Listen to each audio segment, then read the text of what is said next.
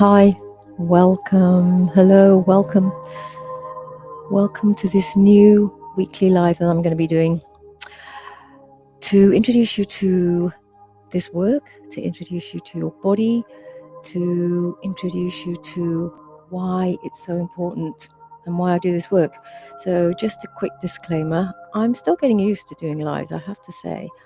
And for some of the people you see who are super polished and they do these lives so easily, maybe especially the younger generation, they seem so natural. I have to say, the first time I came live ever, it was awful. I found it quite excruciating. And so I'm still getting used to doing this, and also to see if anyone comes on board. Maybe you'll come see later when it's on the replay. So, embodiment. It's this word that's now being bandied out a lot.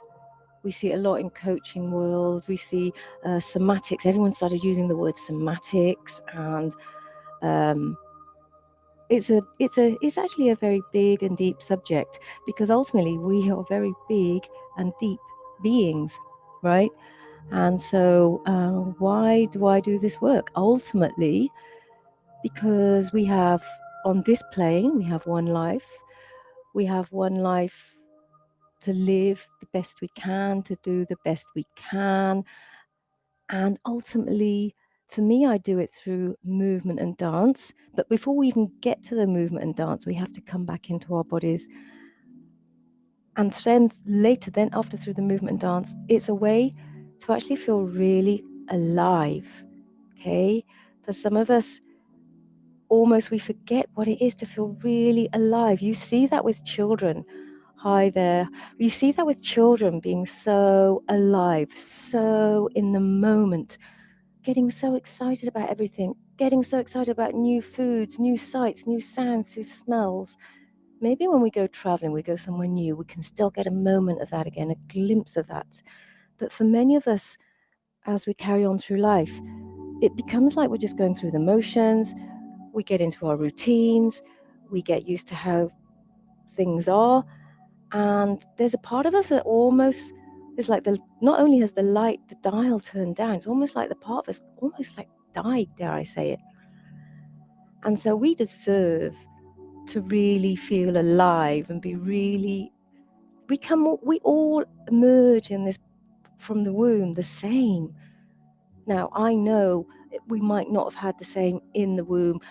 I know the minute we come out of the womb, our environments might differ, but all physiologically, we are all the same. So we all have this living, breathing body that we need to be fully in. If we're not in our bodies, what happens? So a little bit about me is, when I grew up, I didn't feel like I belonged. I didn't feel comfortable. I'm a British-born Chinese. My parents are first-generation immigrants, very hardworking, coming over from Hong Kong.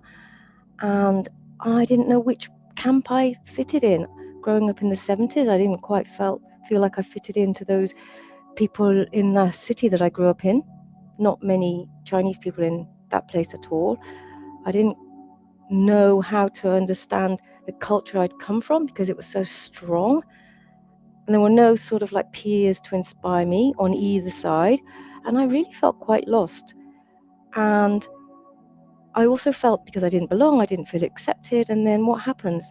You don't show up properly. When you go to places, if any of you can relate, if you sometimes feel shy, if you go to a place where you don't feel comfortable, if you feel like perhaps, you don't belong, what happens? Even when you're in that place, have you ever wished you wanted the ground to swallow you up? That happened to me when I was in my 20s and I worked in a film company for a while, and I'd go to these social events and I literally just wanted the ground to swallow me up. Everyone was sort of talking about all the movies they'd made and all this kind of stuff and which movies they'd watched, and I didn't feel comfortable. I didn't feel like I belonged. I didn't really know who was the people. I didn't really get a sense of them as real people. I wish the ground would swallow me up. When we're not feeling comfortable, when we're feeling shy, when we don't feel like we belong, what happens? We literally shrink away from our skin, right? we actually start to feel physically smaller. This whole thing with the body language and standing tall and being open, and that's part of it. But we have to feel it even deeper than just getting into the stance. The stance definitely helps, and I know, gorillas and in the animal kingdom, the males will preen and spread themselves out to impress the women, to look powerful and strong. And definitely there are power poses. But we can have a power pose that only gets part of the way there. But what we've got going on within us goes much deeper than that. And so we are such multi-layered beings that we have to get to the core, the crux of what's really going on for us, how we're feeling, and from that place get a sense of who we really are. So my modality, the way I like to do it, is through movement and dance. But before we even start moving, before we even get to that point where we can move, we have to be fully in our bodies first. Okay? If we're not actually in our bodies, where are we? We're in our heads. In this modern day, we're always on our screens. We worry about a lot of stuff. It's all in our heads. Okay? When we drop out of that into our body, we can start to just feel a bit more supported. Now, we know, for example, if you have big dreams in the world, if you have things that you want to do, you need to have that ground to support you. You need to feel everything supporting you. So I'm just going to stand now and just invite you to come to standing and be on your feet. Just get a sense of your feet on the ground, feeling the weight on your heels, the balls of your feet, your toes, just feeling the sinking of your feet into the earth. Now, we are electromagnetic beings. The frequency of the earth is the same frequency of our brains when we're not in hyperactive beta mode, but we drop a level into alpha theta mode. This is the brainwave state of when we start to meditate. This is the brainwave state when we start to relax. And in this brainwave state, it actually becomes the default brain system where we can invite in more creativity. We invite in new ideas. So, for example, when you go for a walk or when you change your environment and your brain relaxes and drops, you invite in new creativity. Now, one way we can do that immediately is to just come back into our bodies. So, how often do you think about your feet fully spread out on the earth, sinking into the earth? I invite you to just think for a minute how your feet, now no matter what you might feel about your feet, maybe you don't like the look of them, maybe they give you issues, maybe they give you pain. Your feet have carried you all this time in your life. Your feet have got you from A to B.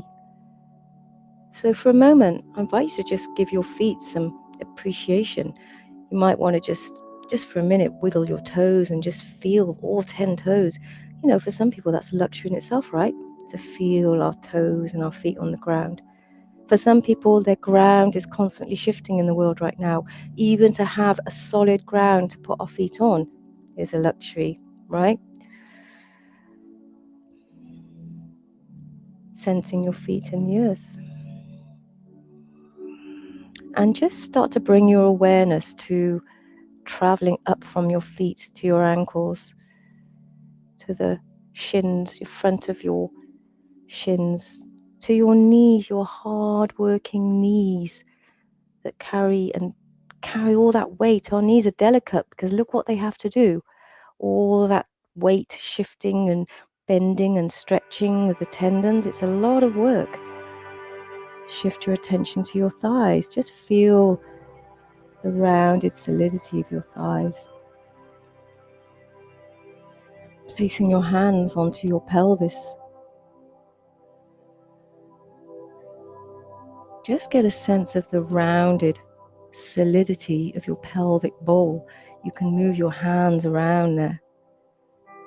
Our pelvis is the center of our gravity. Okay? Our gravity helps us keep our weight connected to the earth. Okay? Put your hands on your belly for a moment. Just have a bit of a moment of appreciation for your belly. Think of all the work that it has to do, all that digesting, processing, eliminating. And our belly, our enteric gut, is part of our second brain, okay, because it has so many nerve endings and it's so sensitive, which is why when we're very worried or when we're stressed and anxious, we tend to eat bad food. That plus the worry and the anxiety sends direct signals to our brain, to our belly. What happens? We get stomachache, we get irritable bowel syndrome. The first point of anxiety for many of us is in our belly. How many of you have had stomach issues? And just for a moment, appreciating your belly. Maybe you think it's too big, too fat, too flabby. Whatever you feel about it, it's a part of you. Now, I hope you can hear me because, yes, okay, because I can't tell I've got a new battery in my mic. And are you still with me? You've connected to your feet, to your legs, to your knees, to your pelvis, to your belly. Now, I invite you to just place your hands for a moment underneath your ribs. This is where our diaphragm is. Okay? The movement of our diaphragm is very important. Okay? It's this big domed muscle that when it's flexible and when we're healthy, it moves enough so that it massages all our internal organs. If we're anxious a lot, if we're really always tight and tense, all the muscles, our intercostal muscles between our ribs are tight, which means that we can't breathe properly. Our diaphragm then doesn't move. None of the fluids that cleanse all the cells in our body get to do their job. Because we're not taking breath in properly, our diaphragm's not moving to give our internal organs a massage.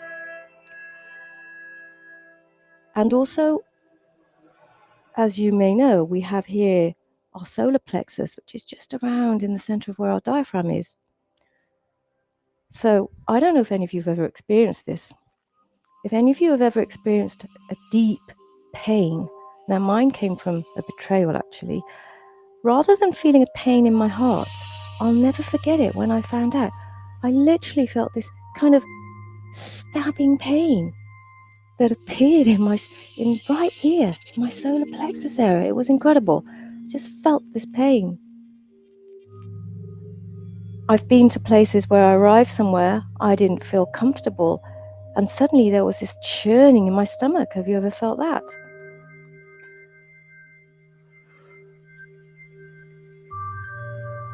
And if we don't breathe at all because we're so anxious, everything just tightens and clams up.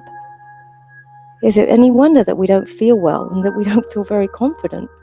And then how are we possibly going to, for example, if we're going to an important situation where we have to speak or voice our opinion, or just relax and it's supposed to be a social situation, how are we possibly going to be able to speak and have any support and grounding for our voice? So also when we're in our bodies, so I've just mentioned we are a electromagnetic being. Our brain wave connects to the energy of the earth. When we're in our bodies and when we fully feel all the cells in our body, we don't shrink away from our skin. We just breathe. When we breathe, every breath fills every cell. Every breath allows in oxygen to create new blood cells in the center of our bones. When we're on holiday, when we're getting new stimulus, when we're happy, when we're feeling truly alive, think about it. Our breath, we welcome our breath in. We just take in this life, this fresh oxygen. We feel alive in every cell. We literally feel every cell vibrating, right? Can you remember the last time you felt really, truly alive? Now, when you feel really, truly alive, don't you suddenly feel like actually everything seems interesting, everything seems exciting, and you forget about kind of, the doubts and the fears. Suddenly you're alive to the situation. Suddenly when you're alive, everything seems possible. All the previous worries and fears kind of dissolve because we're breathing and living and feeling and sensing every cell in our body. And this whole thing about embodiment and being in our bodies, an easy way for me to explain, if you like, or an easy way for you to understand the concept, especially when we talk about energy. I've talked about our electromagnetic frequency. Energy, for some, is still perceived as a bit of a woo-woo word, when actually we are living, physics, quantum physics, talks about waves, all the different waves, everything. If you studied physics, everything's particles, atoms, all of that stuff. Simple example. When we meet someone, now we will get an energy about them, right? Now you can get this a bit through online as well. In fact, I've had an incredible experience of it.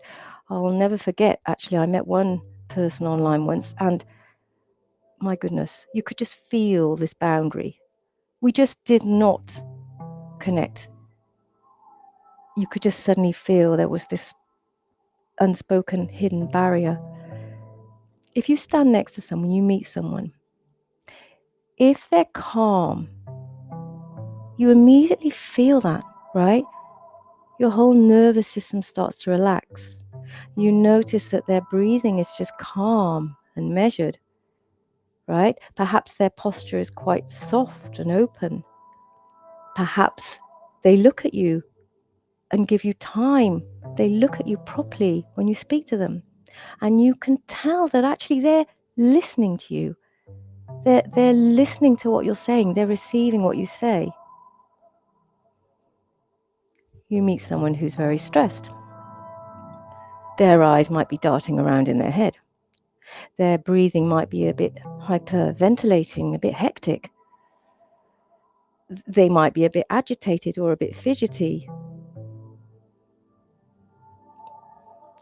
And you know that when you're trying to speak to them, their mind's wandering. They're just not present.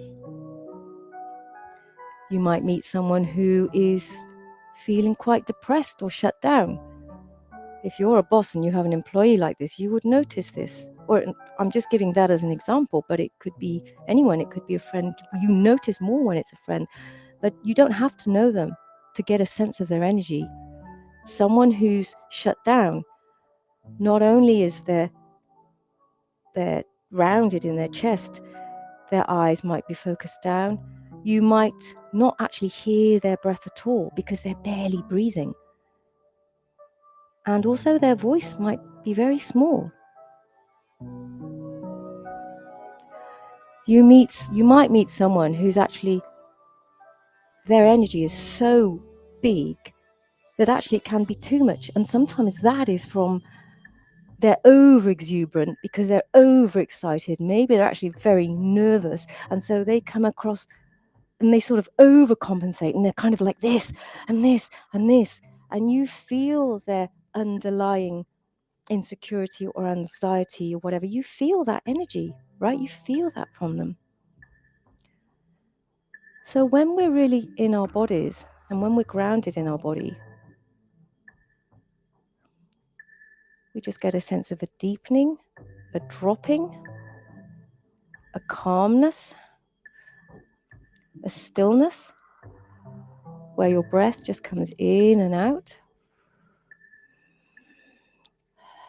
It's not labored, it's not forced, it's calm.